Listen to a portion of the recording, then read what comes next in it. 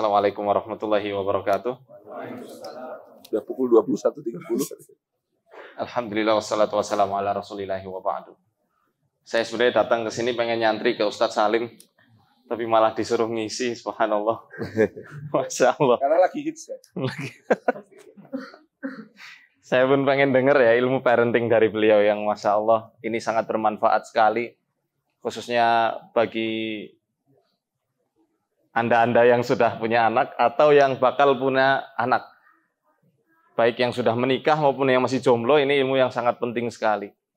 Berbicara soal ain ini adalah sebuah perkara yang betul-betul nyata, bukan sebuah kehaluan, apalagi mitos atau khurafat.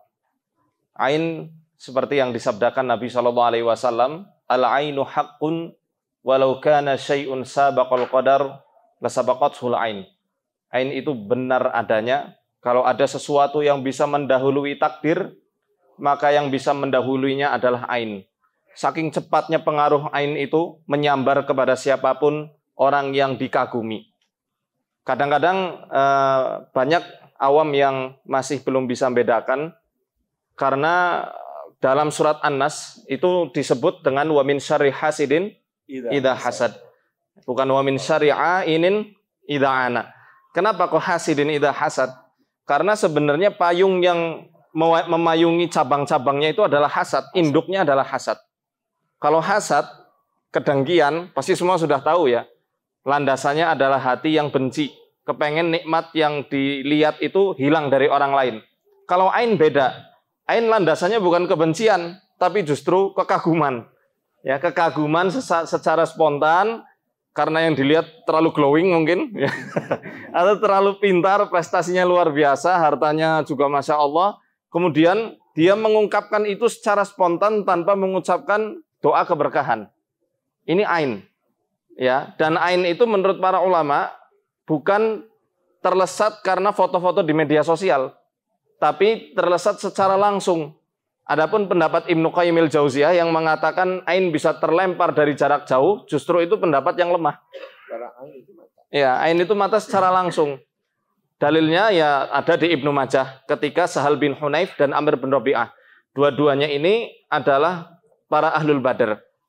Sahal bin Hunayf itu seorang sahabat laki-laki yang ganteng orangnya dan punya kulit yang bersih, kuning langsat, glowing. Oh, nggak kayak kita banyak murnya. Ya skrupnya itu. Nah, kalau dia waktu itu benar-benar bersih ya, karena saat itu belum ada toilet umum. Jadi ketika mau mandi terlihat sebagian kulitnya. Amir bin Rabi'ah sangat kagum. Aku belum pernah melihat kulit seindah yang aku lihat pada hari ini. Akhirnya Sahal bin Hunayf langsung jatuh, nggak sadarkan diri.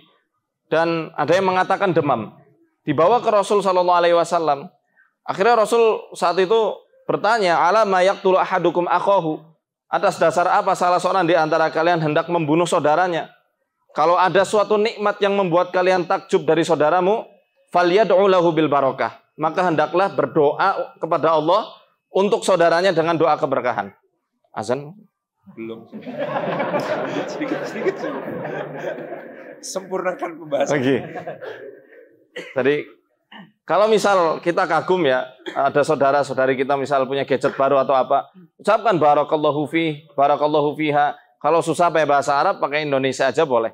Semoga Allah berkahi prestasinya, Allah berkahi parasnya, Allah berkahi hartanya, Allah berkahi anaknya yang lucu. Karena ain ini justru lebih bahaya daripada hasad. Kenapa? Karena terlempar dari orang yang sayang, orang yang kagum, yang nggak punya niat mencelakai apa yang dilihatnya. Pernah Ustadz Abdullah Zain Hafizahullah, pernah mengatakan ada seorang balita ya, yang digendong sama ibunya menuju ke pasar dalam kondisi yang sehat walafiat. Tidak dalam kondisi sakit sama sekali. Karena anaknya sangat lucu, di pasar banyak yang nyenengin, dicubit-cubit ya. Di alam-alam, di alam tuh dipuji-puji ya, dipuji-puji. Sampai setelahnya pulang ke rumah, bayinya itu diletakkan di kasur, meninggal dunia. Ya. Tidak ada bekas penyakit sedikit pun. Nah, ini ain. Dan banyak lagi, ya kalau orang jamaah, orang Arab bilang ini adalah mata jahat. Di Mesir kalau misalnya punya suatu nikmat, biasanya mereka simpen, nggak dipamer-pamerin. Beda di negeri kita, ya di negeri kita pamer posting itu. Ya itu membahayakan sebenarnya. Dan tadi yang seperti disampaikan oleh gurunda kita, ya jangan bangga-banggakan anak karena itu bisa memicu hasad dari orang lain. Memang antara ain dan hasad pengaruhnya sama. Sama-sama bisa mematikan apa yang dilihat, apa yang dihasadi, apa yang dikagumi.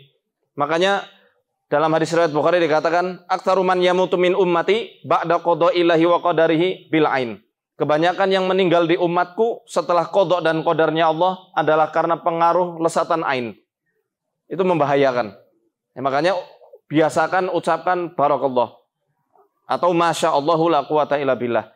Setelah ain ada yang namanya nafas. Ini pembahasan ini ada di tesisnya Syekh Dr. Sa'ad Said Ahmad Abduh hafizahullah. Beliau membagi ada 4 cabangnya, ya. Hasad, ain, yang ketiga ini nafas.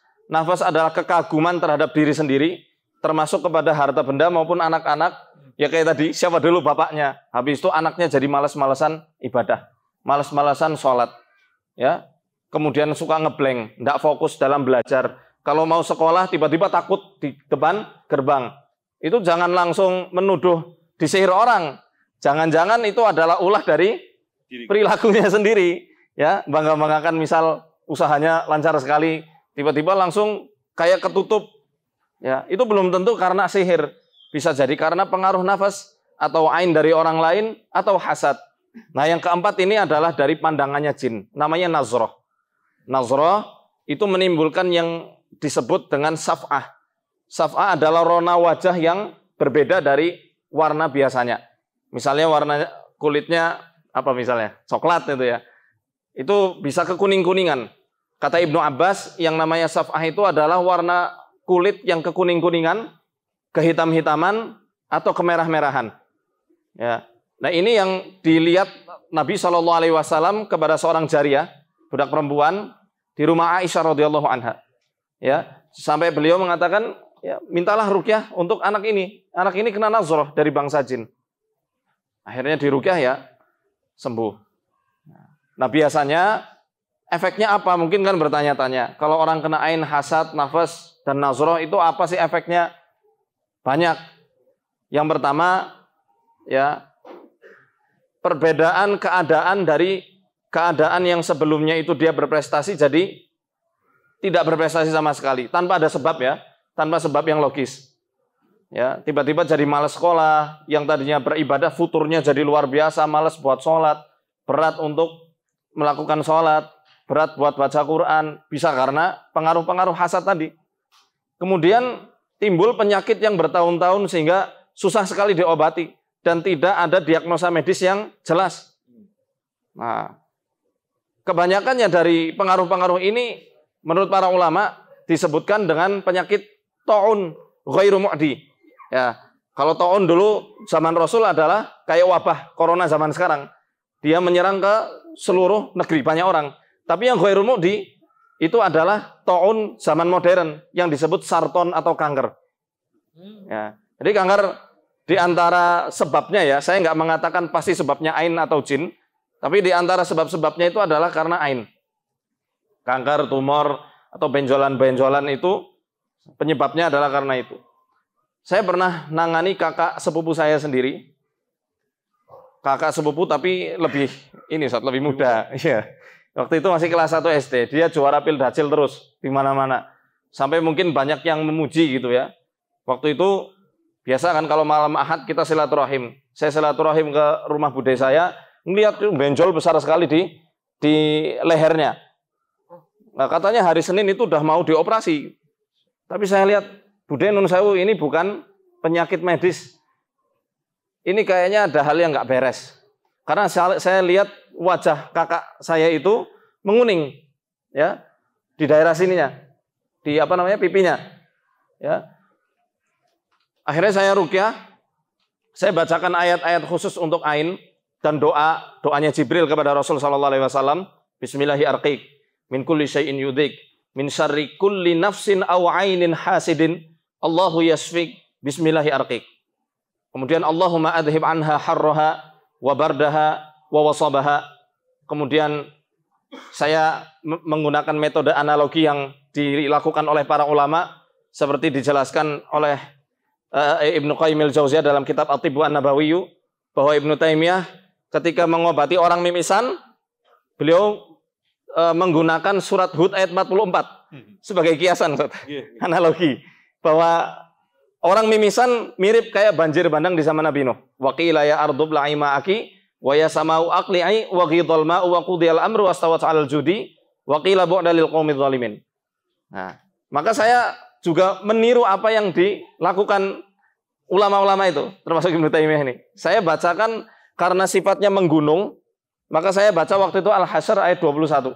Lau anzalna hadzal qur'ana 'ala jabalil la ra'aitahu khashi'an mutasaddian min khasyatillah wa tilkal amtsalu nadribuha lin-nasi la'allahum yatafakkarun. Itu diulang-ulang sampai subhanallah, ini benjolan ini kayak apa? Kedorong dari dalam, ceprot itu, keluar darah sama nanahnya.